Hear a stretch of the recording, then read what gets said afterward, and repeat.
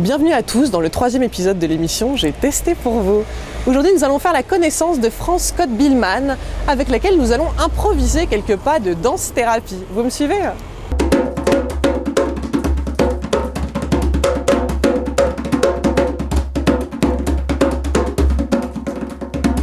Alors France, est-ce que vous pourriez me raconter quelques mots sur votre parcours ? Qu'est-ce qui vous a mené à devenir danse-thérapeute ? Alors, mon parcours, j'ai toujours fait de la danse, depuis toute petite. J'ai fait de la danse classique. Après, j'ai fait de la danse qu'on appelait rythmique, qui se fait plus maintenant dans les écoles. Et c'est dommage parce que c'était très intéressant, c'est très bien, très structurant, mais on reparlera du rythme tout à l'heure.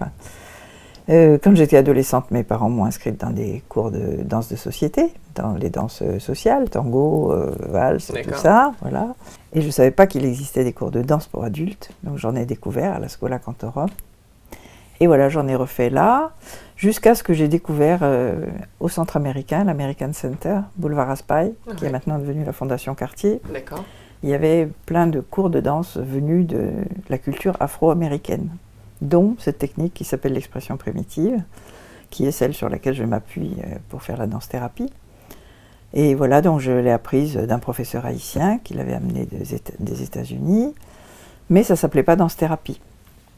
Et alors ça, c'est pour le parcours danse, qui s'est rejoint avec le parcours psycho, parce que j'ai fait ma thèse de psychologie sur les phénomènes de transe et de possession dans les sociétés traditionnelles, qui sont utilisés comme thérapie. Donc il y a vraiment une danse-thérapie traditionnelle qui utilise toujours d'ailleurs le rythme, et en particulier les tambours. Et donc j'ai commencé à m'intéresser à ces cultures, à ces formes de danse-thérapie. Ça mène à quel état de pratiquer ce type de danse ? Alors ça met un peu dans un autre état, dans un état second, on peut dire. Mais évidemment, c'est pas du tout la transe comme celle qu'on imagine dans le vaudou ou en Afrique, telle que les Occidentaux l'imaginent, c'est-à-dire la perte de contrôle totale, où on fait ce qu'on veut. C'est pas ça du tout, au contraire, c'est très codifié. Les danses de ces dieux, chaque dieu a sa danse, et la personne qui est en transe, possédée par ce dieu, va faire la danse de ce dieu et pas autre chose. Et donc voilà, nous, ce que nous cherchons en danse-thérapie en France, c'est évidemment pas à incarner des divinités, mais à incarner des archétypes, des choses très fondamentales, très basiques qui nous structurent tous. Et la répétition du geste sur le rythme, mais effectivement dans un état second, que je préfère appeler enthousiasme que transe. Oui. Même si ça veut dire la même chose, parce qu'enthousiasme au sens étymologique du terme, en grec, ça veut dire avoir le Dieu en soi. Mais ce Dieu, pour moi, c'est le rythme. Sans t'arrêter. Oh, oh, oh, très bien. Oh, oh, oh, donc on marche en méditant sur cette relation à la terre, voilà. Oh, oh, oh, oh, oh, oh, oh, oh. Vous parlez du rythme du tambour. Et depuis l'origine de l'humanité, on s'est aperçu que le rythme du tambour permettait justement d'amener dans ces états un peu autres, puisque ça nous ramène à une origine très, très archaïque. Et tous les chamans du monde entier, et depuis que le monde existe, frappent sur des tambours. Voilà, un tempo comme ça très, très régulier, qui est le battement du cœur. Ce que fait le rythme, ça permet d'exorciser. Dans les sociétés traditionnelles, je vous disais, on exorcise ces démons par le rythme. Et il y a quelque chose de ça qui reste, même si on ne croit pas aux divinités, il y a des choses très très profondes qui n'ont pas pu être dites par les mots et qui vont être dites dans le mouvement, à travers le rythme. Donc ça exorcise, ça permet de se libérer de beaucoup de choses. C'est ça. On peut monter sur les pointes de pied, on peut baisser, on peut aller très bas. Voilà, c'est très bien. 7, on part à droite. Et là, et là, et là, et à gauche. Et là, et là, et là. Très bien, voilà, c'est ça. Et là, et là, et là, et là, et là, et là. Laissez-vous bercer. Lâchez prise, voilà. Et on balance. C'est le corps qui marche tout seul. Voilà, c'est ça. Et là, et là, et là, et là, et là, et là. On fait ça sur 2 temps. Et là, et on change de côté. C'est très bien. et là, et là. Et sur un temps, et là, et là, et là. On se laisse vraiment balancer, là, et là. Ça unifie, tout le corps résonne, vibre. Donc ça unit tous les registres qui composent l'être humain. Et ça, c'est la définition de la santé pour l'OMS. La santé, c'est pas seulement l'absence de maladie, c'est l'articulation harmonieuse entre les différents registres qui composent l'être humain, c'est-à-dire le physique, le social, le mental, le psychique. On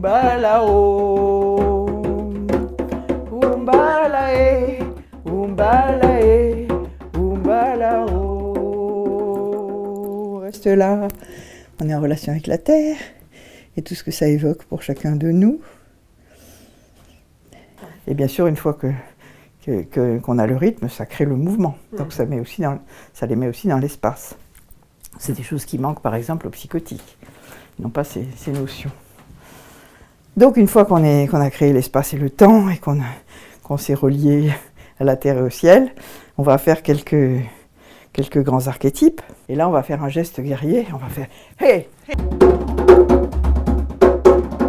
Sur deux temps. « Hey !» et deux. Et « Ha !» C'est ça. Et « Hey !» Très très bien. Et « Ha !» C'est bon. Et « Hey !» C'est ça. « Ha !» Plus guerrier. Et « Hey !» C'est ça. Et « Ha !» Sur un temps. Et « Hey !» Ha !» Hey !» Ha ! Très bien. « Hey !» Ha !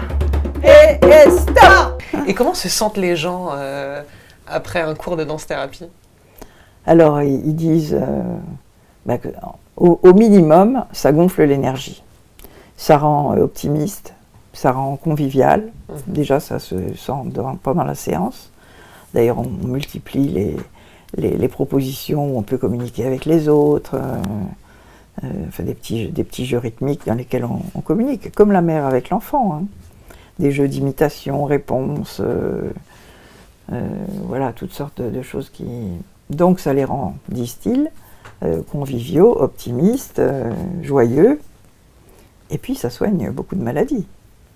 Alors ça, d'ailleurs, ils ne le disent pas toujours, c'est souvent après. Comme lesquels, par exemple? Là, par exemple, on a des danseurs aussi qui viennent. Il y a une jeune femme qui est danseuse de cabaret.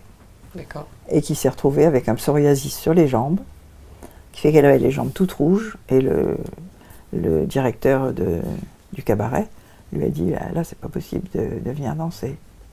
Et elle est venue faire un stage de danse-thérapie, et son psoriasis a disparu, voilà. Ya, ya, et en arrière, et là, et très bien. Ya, ya, et là, et là, et là. Ya, ya. Chaque fois plus agressif et chaque fois plus doux au retour. C'est ça. Et ya, et en deux, ya. Donc c'est une thérapie par le plaisir qui n'est pas basée sur la recherche de ses carences et de ses failles. Pas du tout ça. Au contraire, ça s'appuie sur les forces de vie.